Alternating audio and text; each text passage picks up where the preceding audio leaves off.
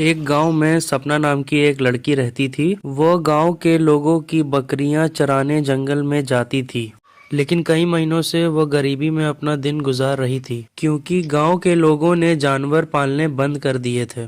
अब शहर में जाकर ही नौकरी ढूंढनी होगी। अब यहाँ तो कोई नौकरी नहीं मिलता। उस तरफ सपना नौकरी की तलाश में शहर पैदल ही निकल पड़ती है। हाथ में सिर्फ एक पोटली थी जिसमें उसने खाने के लिए कुछ रोटियां रखी हुई थी। उसे जहां भूख लगती वो पोटली खोल के रोटी खा लेती थी। चलते चलते सपना काफी थक गई थी। सपना रोते रोते एक पेड़ के पास जाके बैठी और पेड़ की जड़ों पे उसके कुछ आंसुओं के बूंद गिरे। तभी अचानक पेड़ में से एक आवाज आई, अरे कोई है जो मुझे थोड़ा सा पानी पिला सके। सपना तभी ही उठ के इधर उधर देखने लगी। इधर उधर उसे कोई भी दिखाई नहीं पड़ा। सपना झट से गई और पानी लेके आई और पेड़ की जड़ों में पानी को डाल दिया। जड़ में पानी पहुंचते ही पेड़ में से एक आवाज आई, तुमने मुझे पानी पिलाकर मेरी सांसें लौटा दी। मैं तुमसे बहुत ही प्रसन्न हूँ। तुम इस पेड़ के पास घुटने पर बैठ जाओ, तुम्हें एक आम मिलेगा। उस आम को तुम अपने साथ ले जाना और इस आम के बीज को अपने आंगन में लगा देना। जल्द ही वहाँ एक आम का पेड़ उग जाएगा और वो तुम्हें सब कुछ देगा जो तुम्हें चाहिए होगा।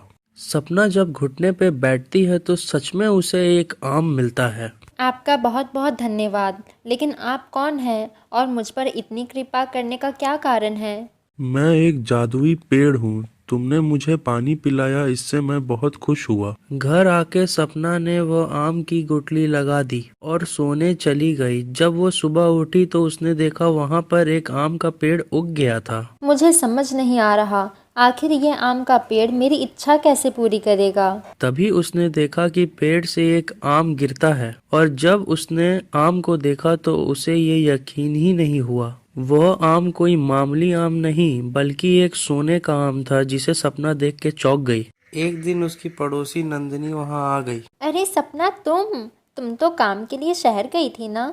इतनी जल्दी कैसे वापस आ गई? हाँ बहन, गई तो थी, लेकिन रास्ते में ही कुछ तबीयत ढीली लगी तो लौट आई। अरे तबीयत खराब थी तो डॉक्टर को दिखा लिया होता।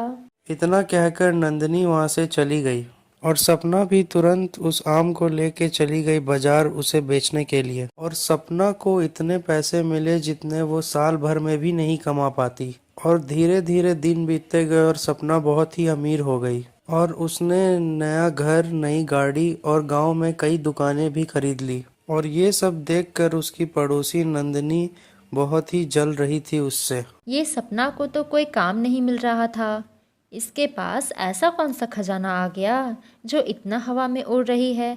आज तो पता करके रहूंगी। जब नंदिनी उसके आंगन में पहुंची तो सोने का आम देखकर बोली, अच्छा, तो ये राज है इस सपना की अमीरी का।